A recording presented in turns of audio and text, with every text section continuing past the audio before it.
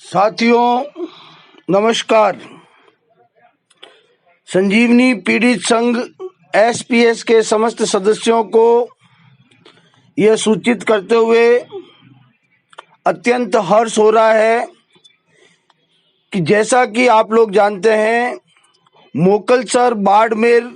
जिले के लाबू सिंह और गुमान सिंह ने एक फौजदारी मामला जयपुर की कोर्ट के अंदर दाखिल करवाया था और उसमें उन्होंने अनुरोध किया था कोर्ट से कि साहब, सारा पैसा जो निवेशकों ने संजीवनी पीड़ित संघ में लगाया है वो सारा पैसा गजेंद्र सिंह शेखावत केंद्रीय मंत्री और उनके परिवार के खातों में ट्रांसफर हुआ है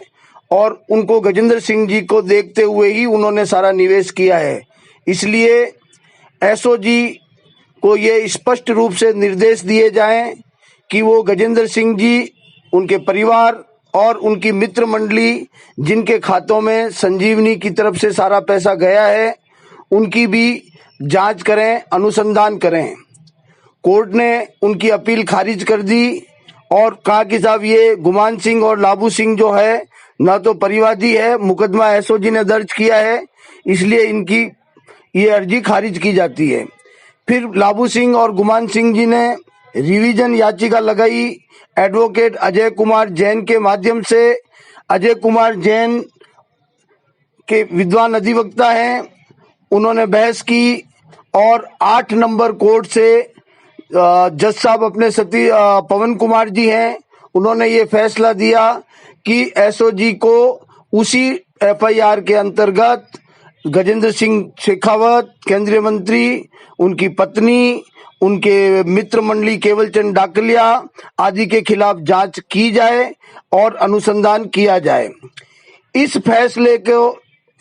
के आते ही सभी जगह हड़कंप मच गया। गजेंद्र सिंह जी का इन्वॉल्वमेंट संजीवनी क्रेडिट कोऑपरेटिव सोसाइटी में सिद्ध हो गया, साबित हो गया और संजीवनी सोसाइटी से जो उनको पैसे गए, ये चीज सबके सामने आ गई कि करोड़ों रुपए का आदान प्रदान बैंक के माध्यम से संजीवनी पीड़ित संघ के संचालकों के खातों से और संजीवनी के खातों से गजेंद्र सिंह जी और इनके परिवार को गया है। तब गजेंद्र सिंह जी के मित्र केवल चंद डाकलिया, जो खुद आरोपी हैं, जिन पर भी आरोप हैं, वो हाईकोर्ट की तरफ भागे और उन्होंने हाईकोर्ट के अंदर एक याचिका दायर की जिसमें उन्होंने अनुरोध किया कि एसओजी को गजेंद्र सिंह शेखावत, उनके परिवार और उनके मित्र मंडली के खिलाफ जांच और अनुसंधान करने से रोका जाए। कोर्ट ने उनकी याचिका को खारिज कर दिया और कह दिया कि जांच और अनुसंधान रोकी नहीं जा सकती है और अगली तारीख उन्होंने 5 अगस्त निर्धारित की है और जितने जो संबंधित लोग हैं उनको नोटिस भेजे हैं। अब आप लोगों के लिए ये खुशी का विषय है कि एसपीएस संजीवनी पीड़ित संघ इसी केस के अंदर एक पार्टी बन रहा है।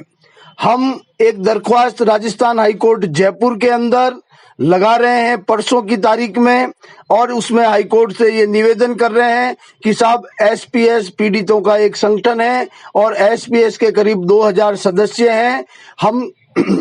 हम सभी की बातों को सुना जाए, हमारा पक्ष भी सुना जाए। हमारा पक्ष सुनने के बाद ही कोर्ट किसी निर्णय पे पहुंचे, क्योंकि वो बड़े लोग हैं, गजेंद्र सिंह शेखावत वगैरह केंद्रीय मंत्री हैं, उनकी तरफ से वकालत करने के लिए राम जेठमलानी के बेटे और इधर ये एचआर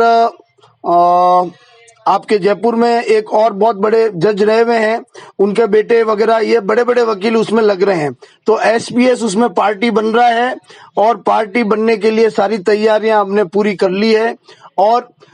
सभी सदस्यों की सूची आकस्मिक रूप से इतने कम समय में तैयार नहीं हो सकती। तो जितने सदस्यों की सूची इस समय तैयार हो पाएगी, 200, 500, 700, 800, जितने भी सदस्यों की सूची कल सुबह तक तैयार हो पाएगी, उन सभी सदस्यों की सूची बनाकर हम उस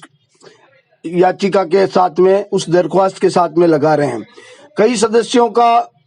संजीवनी पीड़ित संघ के अपने कई सदस्यों का ये मत भी था, ये सलाह भी थी, ये सुझाव भी था कि एसपीएस को भी इसके अंदर पार्टी बनना चाहिए। इससे हमारा केस मजबूत होगा और अगर गजेंद्र सिंह जी शेखावत केंद्रीय मंत्री इस केस में लिप्त रहेंगे, जब तक इन्वॉल्व रहेंगे तब तक हमारे को पैसा मिलने की संभावना जल्दी बनेगी। तो ये आप लोगों के लिए खुशी का विषय है कि एसपीएस जो संजीवनी पीड़ित संघ है वो इस केस के अंदर केवल चंद डाकलिया वाली याचिका के अंदर एक पार्टी बन रहा है और उसको सुने बिना, उनका पक्ष सुने बिना कोर्ट किसी भी तरह का फैसला नहीं लेगा, क्योंकि आज 2000 सदस्यों का मामला है। 2000 सदस्यों के मामले में नेचुरली कोर्ट के ऊपर भी एक दबाव रहेगा और कोई भी फैसला लेने से पहले कोर्ट को कई बार सोचना पड़ेगा। तो ये मैंने कहा आपकी जानकारी में दे दूं। और ये फैसला अभी बहुत तुरंत में हुआ है। कई फैसले, कई निर्णय संगठन को बहुत जल्दी में लेने पड़ते हैं, समय नहीं रहता। परसों हमारी दरख्वास्त लगेगी और 5 तारीख से पहले एडमिट हो जाएगी और 5 तारीख को जो पेशी होगी उसमें हम संजीवनी पीड़ित संघ भी एक पार्टी के रूप में राजस्थान उच्च न्यायालय जयपुर में हाजिर रहेगा। धन्यवाद, नमस्कार।